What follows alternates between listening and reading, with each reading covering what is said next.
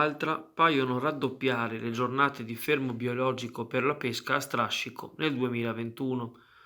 Un decreto della Direzione Generale della Pesca è stato infatti pubblicato in tal senso dal Ministero per le Risorse Agricole e Forestali, da cui dipende anche la regolazione dell'attività ittica. La norma prevede sostanzialmente 4 mesi di stop per i pescherecci, senza attenuare le spese di gestione che coprono invece l'intero arco dell'anno. Un provvedimento, dichiarano Elio Dall'Acqua e Roberto Penzo, rappresentanti regionali di Federpesca, che di fatto determina l'insostenibilità di fare impresa in questo settore. La prevista riduzione delle giornate operative porta la produzione al di sotto della soglia di redditività, ma anche della sola sopravvivenza delle imprese. Il decreto, continuano gli armatori di Chioggia, non considera in alcun modo l'impatto derivante dall'emergenza sanitaria nel 2020 e certamente ancora nel 2021, il quale, con l'introduzione di simili misure, porterà inevitabilmente al collasso migliaia di aziende, con la conseguente perdita di occupazione diretta e nell'indotto. La sofferenza si estenderebbe a tutta la filiera alimentare e colpirebbe da ultimi i consumatori. Inspiegabile, secondo le organizzazioni datoriali, non aver condiviso la decisione al tavolo di consultazione permanente per la pesca e l'acquacoltura, peraltro in assenza di un ministro in carica. Per questo Federpesca ha comunicato che metterà in campo ogni iniziativa ritenuta opportuna, a partire da un confronto urgente con il ministro competente del nuovo governo, non appena insediato.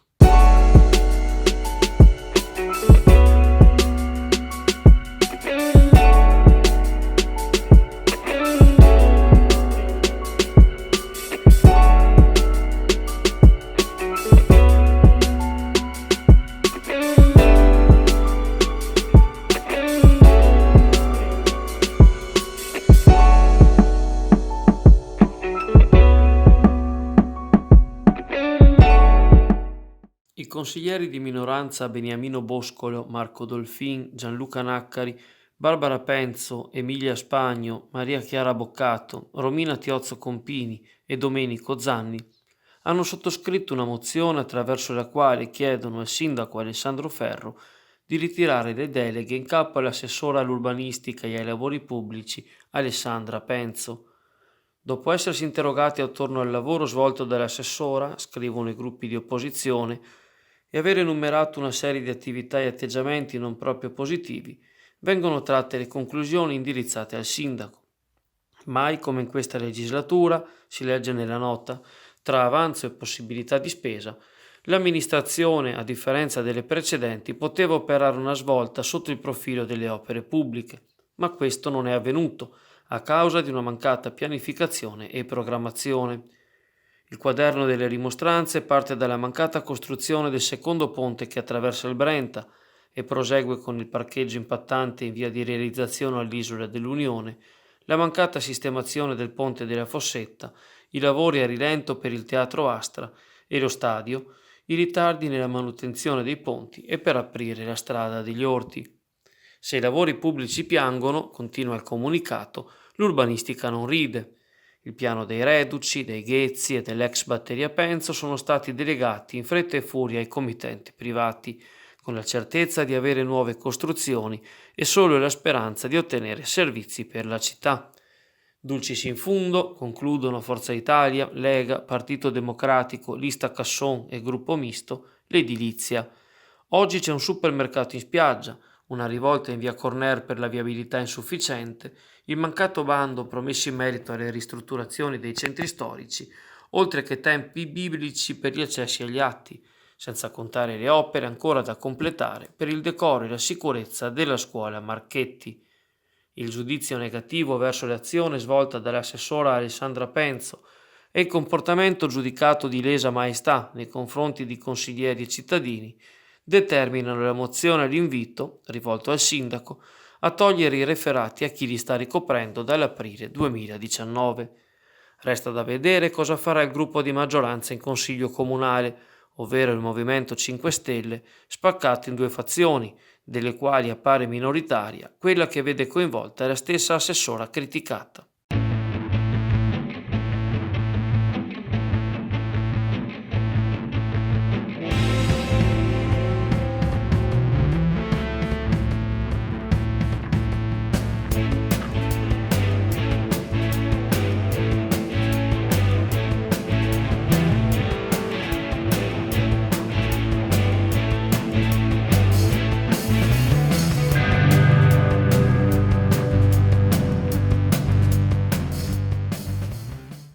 La Regione Veneto ha inserito anche l'area compresa tra i comuni di Campolongo Maggiore, Camponogara, Vigonovo e Pianiga tra quelle prescelte per l'adozione di uno dei 17 distretti del commercio di Nuovo Conio. Il distretto, che prenderà nome tra terra e acqua alle città oltre la Brenta, intende rilanciare direttamente le imprese di vicinato della zona, anche attraverso finanziamenti mirati alla riqualificazione urbana e ambientale. L'iniziativa, promossa dall'assessore regionale Roberto Marcato, ha coinvolto le amministrazioni locali e l'Associazione Nazionale dei Comuni, oltre alle categorie economiche del territorio. Obiettivo è frenare il decentramento dei negozi e la loro chiusura forzosa, con vetrine rimaste vacanti e l'impoverimento complessivo del tessuto cittadino.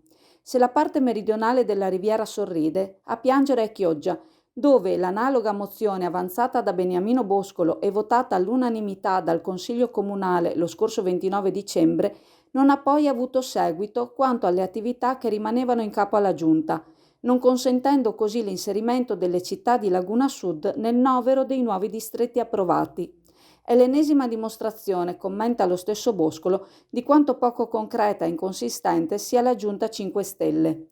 Chioggia è rimasta una delle poche realtà importanti nel commercio a non avere ancora un proprio distretto, conclude il capogruppo di Forza Italia, e l'assessora Jenny Cavazzana, leggendo in aula cosa prevede la legge regionale in merito a questi bandi, ha dimostrato tutto ciò che non ha mai fatto, dalla creazione di partnership all'individuazione di un manager del commercio, fino alla presentazione del progetto.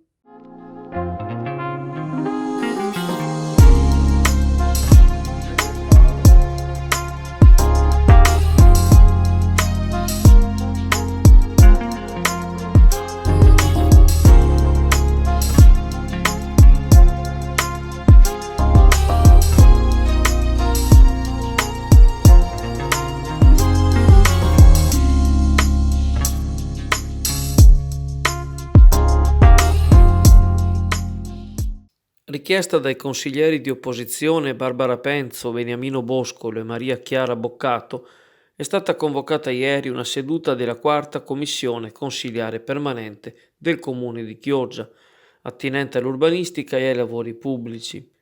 Scopo della riunione era dirimere le 56 osservazioni e le controdeduzioni tecniche relative al piano urbanistico attuativo dei Ghezzi di Sottomarina. Solo una parte di queste, ha riferito il dirigente Gianni Favaretto, sono state accolte in sede di giunta, che ha la competenza in materia. Rimane perplessa la segretaria del PD, Barbara Penzo. I nodi critici permangono, anzi il progetto va proprio rivisto, a cominciare dal fatto che, a mio avviso, dice Barbara Penzo, non si tratta di un piano attuativo, bensì di una variante al piano regolatore generale, contrariamente a quanto sostiene il dirigente Favaretto. In particolare l'esponente democratica rileva il nodo del cantiere nautico Sparissi, oggetto di un solo incontro finora con l'assessora Alessandra Penzo, e del vicino assetto di Campo Cannoni. L'edificabilità, osserva Barbara Penzo, risulta concentrata nell'area settentrionale, meno in quella a sud.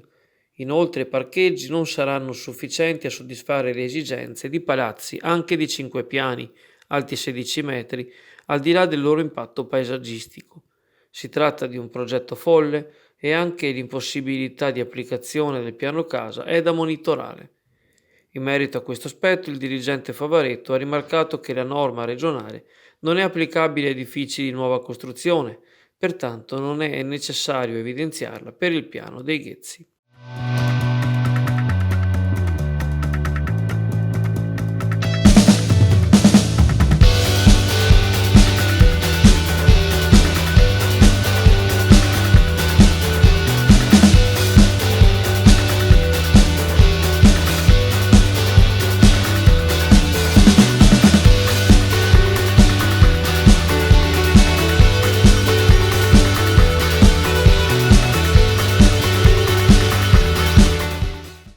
Se agli aperitivi del weekend in zona gialla si somma il fine settimana grasso di carnevale, un po' meno virtuale visti gli allentamenti di alcune restrizioni, il rischio di assembramenti è dietro l'angolo.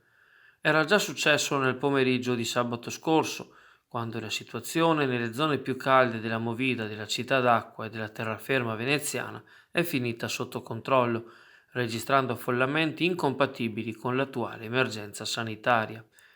Per correre ai ripari, per la prima volta dall'inizio della pandemia, Ca Farsetti ha firmato ieri l'ordinanza che tra oggi e domenica 14 febbraio regola gli accessi ad alcune aree della città. Dalle ore 15 alle 21 infatti la polizia locale avrà la facoltà di gestire, anche attraverso transenne, le zone a rischio assembramenti. Tra le aree di Venezia che potranno essere oggetto di attività di filtraggio da parte delle forze dell'ordine ci sono a Cannareggio le fondamenta degli Ormesini della Misericordia, a San Polo la zona dell'Erbaria con San Giacometto, Campo Bellavienna, le Calli e i portici limitrofi, a Dorsoduro Campo Santa Margherita e i campi e ponti prospicenti. A Mestre invece le aree attenzionate saranno quelle centrali della Riviera 20 Settembre, Piazzale Donatori di Sangue e Calle Legrenzi.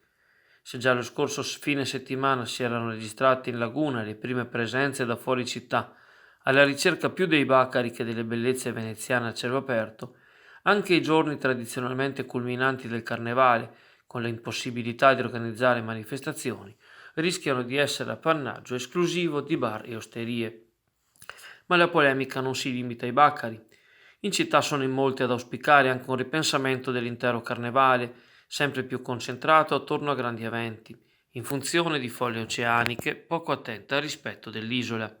Tra questi l'associazione culturale Compagnia de Calza e Antichi, che lancia un'invettiva contro le manifestazioni degli ultimi anni. Preso atto dell'estinzione del Carnevale di Venezia a causa del virus, si legge in un loro comunicato, auspichiamo che tale manifestazione non debba più venire riproposta dopo la pandemia nelle sue disgustose, incivili e indegne forme attuali, ritenendole umilianti e offensive per la storia, la cultura e gli abitanti della città. La richiesta è di tornare a un carnevale a misura di veneziano per un futuro sostenibile.